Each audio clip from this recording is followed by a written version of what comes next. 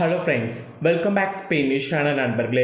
இன்றைக்கி இந்த வீடியோவில் மிக முக்கியமான ஒரு பரிகாரத்தை தாங்க பார்க்க போகிறோம். என்ன பரிகாரம் பார்க்க போகிறோம் அப்படிங்கிறத ஃபஸ்ட்டு இன்ட்ரோவில் ஷேர் பண்ணுறேன். என்ன பரிகாரம் பார்க்க போகிறோங்கிறத முதல்ல தெரிஞ்சுக்குங்க. ஸோ மே மாதத்தில் 7ஆம் தேதி ஒரு அதிரடியான நாளாக வருது. அன்னைக்கு தமிழ் மாதம் சித்திரையுடைய 24ஆம் நாள், கிழமை அன்னைக்கு வியாழக்கிழமை. இந்த வியாழக்கிழமை அப்படி என்ன எச்சரிக்கையான நாள் அப்படின்னு கேட்குறீங்களா? இந்த வியாழக்கிழமை பார்த்தீங்கன்னு வச்சுக்கோங்களேன், சஷ்டியானது வருது. வரக்கூடிய சஷ்டி தேய்பிறையில் வரக்கூடிய சஷ்டி. இந்த சஷ்டி ரொம்பவே சிறப்பான சஷ்டிங்கிறதுனால இந்த சஷ்டியில் இந்த ஒரு தீபம் முருகப்பெருமானுக்கு ஏற்றினா முருகனுடைய அருளால் நம்மளுடைய கஷ்டங்கள் தீரும் என்று சொல்லப்படுது. நம்மளுடைய கஷ்டங்கள் தீர முருகருக்கு எண்ணெய் தீபம் ஏற்றணும் அப்படிங்கிறத இந்த வீடியோவில் சொல்கிறேன். எண்ணெய் தீபம் ஏற்றணும் அப்படிங்கிறத இந்த வீடியோவில் தெரிஞ்சுக்குங்க.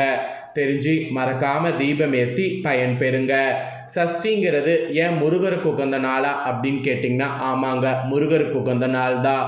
முருகருக்கு நிறைய உகந்த நாட்கள் வரும். அதில் சஷ்டி ஒன் ஆஃப் த ஒரு முக்கியமான திதி. ஸோ ஒரு மாதத்துக்கு வளர்பிறை தேய்பிறை என 2 தினங்களில் வரும். இந்த 2 தினங்களில் சஷ்டி வரும்போது இந்த 2 தினங்களில் எப்படி சஷ்டி வருது அப்படிங்கிறத பார்த்து அதற்கேற்ப பரிகாரம் செய்தால் நமக்கு பலன் கிடைக்கும். இதில் நாளை நாள் சித்திரை மாத தேய்பிறையில் சஷ்டி வருது. அதுவும் குரு பகவானுக்கு உகந்த வியாழக்கிழமை வருது. குருவிக்கே அதிபதியாக திகழக்கூடிய முருகப்பெருமான நாளை நாள் இந்த தீபம் ஏற்றி வழிபட்டால் நம்மளுடைய சங்கடங்கள் தீரும். அதனால் இந்த தீபம் ஏற்றி வழிபாடு செய்ய மறக்காதீங்க. இந்த தீபம் ஏற்றி வழிபாடு செய்யுங்க, நல்லதே நடக்கும். இதை நீங்கள் ஏற்றும் போது என்னுடைய கஷ்டம் தீரும் அப்படிங்கிற நம்பிக்கையில் ஏற்றுங்க. அப்போ தான் உங்களுக்கு பரிகாரம் பலிக்கும். தொட்டதெல்லாம் வெற்றியாக தேய்பிறை சஷ்டியில் இப்படி மட்டும் விளக்கேற்ற நாளை நாள் மறக்காதீங்க. எப்படி விளக்கேற்றணுங்கிறத வாங்க பார்க்கலாம். சஷ்டியில் இருந்தால் அகப்பையில் குழந்தை பாக்கியம் கிடைக்கும் என்பது முருகப்பெருமானுக்குரிய சஷ்டி விரதத்தின் பெருமை போற்றுவதாக சொல்லப்படக்கூடிய பழமொழி. இது நாம் அனைவருமே அறிந்தது தெரிந்தது. திதிகளில் 6வது திதியாக வரக்கூடிய சஷ்டி ஆறுமுகனுக்கு உரியதாகும். இந்த நாளில் என்ன குறை என்றால் அது நீங்க வேண்டும் என முருகனிடம் மனதார வேண்டிக் கொண்டால் அது நிச்சயம் நிறைவேறும். வெற்றி மேல் வெற்றி கிடைக்க சஷ்டி என்று முருகனிடம் எவ்வாறு வேண்டிக் கொள்ள வேண்டும் அப்படிங்கிற காணொலிய தகவல்களை தான் இந்த வீடியோவில் நாம் பார்க்க போகிறோம். சஷ்டிங்கிறது முருகப்பெருமானுக்குரிய திதியாகும். பொதுவாக முருகப்பெருமானுக்கு வார விரதம், நட்சத்திர விரதம், திதி விரதம் என 3 வகையான விரதங்கள் இருக்கு. வார விரதம் என்பது வாரந்தோறும் முருகனுக்குரிய செவ்வாய்க்கிழமையில் இருப்பது. நட்சத்திர விரதம் என்பது மாதந்தோறும் வரக்கூடிய முருகனுக்குரிய கிருத்திகை நட்சத்திரத்தில் இருப்பது. திதி விரதம் என்பது முருகனுக்குரிய சஷ்டி திதியில் இருக்கக்கூடிய விரதமாகும். இதில் வளர்பிறை சஷ்டி, தேய்பிறை சஷ்டி என மாதத்திற்கு 2 முறை சஷ்டி திதியானது வரும். தீராத பிரச்சனையில் தவிப்பவங்க, திருமணம் ஆகாமல் தள்ளி போய்கொண்டே இருப்பவங்க, குழந்தை இல்லாதவங்க, வாழ்க்கையில் தோல்விகளை மட்டுமே சந்தித்து வரக்கூடிய ஆகியோர்கள்லாம் சஷ்டி திதியில் விரதம் இருந்து முருகனை வழிபாடு செய்யணும். சஷ்டியில் விரதம் இருக்கிறவங்க முருகனுக்குரிய மந்திரம், ஸ்லோகம் போன்றவற்றை சொல்லி தான் வழிபாடு வேண்டும். இது மட்டும் இல்லாமல் பக்தியோடு மனமுருகி முருகா என்று அழைத்து உங்களுடைய கோரிக்கை முருகன் கிட்ட சொன்னாலே முருகப்பெருமான் அந்த வேண்டுதலை நிச்சயம் நிறைவேற்றி வைப்பார். அதனால் முருகா என்று கூப்பிட்டு கூட உங்கள் கோரிக்கையை சொல்லுங்கள். அதுவும் தேய்பிறை சஷ்டி என்று வீட்டில் குறிப்பிட்ட முறையில் முருகருக்கு விளக்கேற்றி வழிபட்டால் வாழ்க்கையில் தோல்வி என்பதே ஏற்படாது. தொட்ட காரியங்கள் அனைத்திலும் வெற்றி கிடைக்கும். அதோடு நீங்கள் என்ன வேண்டுதலை முன்வைத்து இந்த விளக்கை ஏற்றிருக்கிறீர்களோ அந்த வேண்டுதல் நிச்சயம் கூடிய விரைவில் நிறைவேறும். இதற்காக நாளை ஒரு நாள் தேய்பிறை சஷ்டி நாளில் அதிகாலையில் எழுந்து நீராடுங்க. வீட்டுடைய பூஜரையில் முருகன் படம் அல்லது விக்கிரகம் இருந்தால் அதை எடுத்து சுத்தம் செய்து அதை அலங்கரித்து வைத்து கொள்ளுங்க. முருகர் படம் அல்லது விக்கிரகத்திற்கு முன்பு 2 வாழைப்பழங்களை ஒரு சிறிய தட்டில் எடுத்து வைங்க. அந்த வாழைப்பழத்துடைய மத்திய பகுதி இருக்குல்ல, அதை சிறிதாக குழி போன்று ஏற்படுத்தி அதில் சிறிதளவு நெய் விட்டு திரி போட்டு அதில் தீபம் ஏற்றுங்க. பஞ்சாமிர்தம் எப்படி முருகனுக்கு மிகவும் பிரியமான அபிஷேக பொருளோ அதே போல் இது முருகப்பெருமானுக்கு மிகவும் பிரியமான வேண்டுதலாகும். நெய் விளக்காக இதை ஏற்றுவது மிகவும் சிறப்பு. இந்த வாழைப்பழ தீபத்தை செவ்வாய்க்கிழமையில கூட ஏற்றலாம். இருந்தாலும் சஷ்டி திதியில் அதுவும் தேய்பிறை சஷ்டியான நாள் ஏற்றுவது மிகவும் சிறப்பானதாகும். இந்த விளக்கை ஏற்றி வைத்து ஏதாவது ஒரு கோரிக்கையை முருகனிடம் முன்வைத்து மனதார வேண்டிக் கொள்ளுங்க.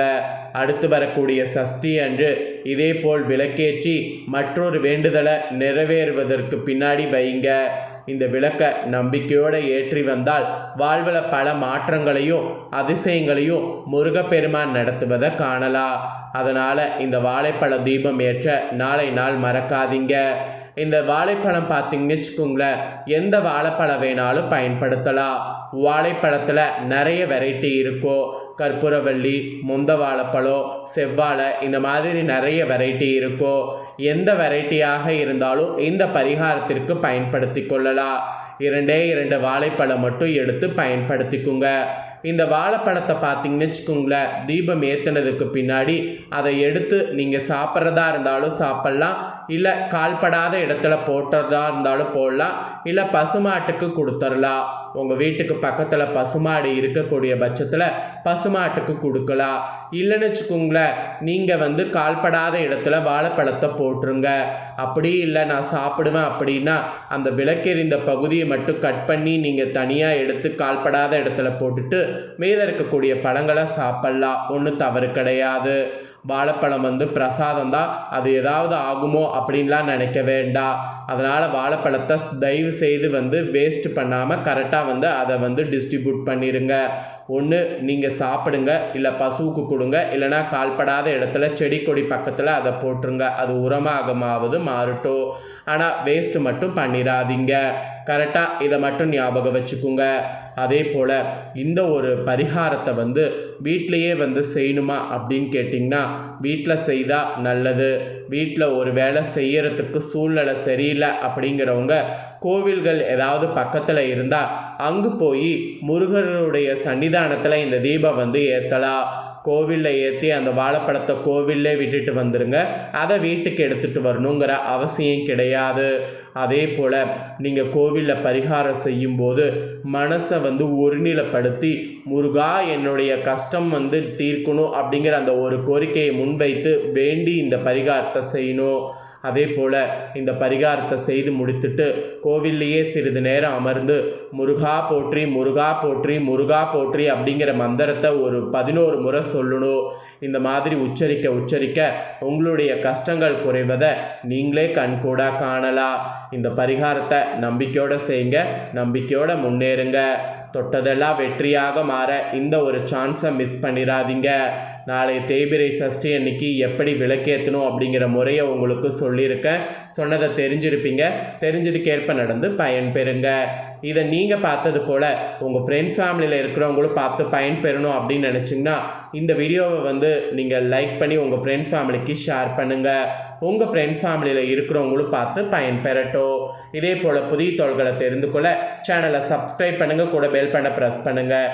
நெக்ஸ்ட் இதே போல் சுவாரஸ்யமாக வேறொரு வீடியோவில் உங்களை சந்திக்கிறேன். நன்றி, வணக்கம்.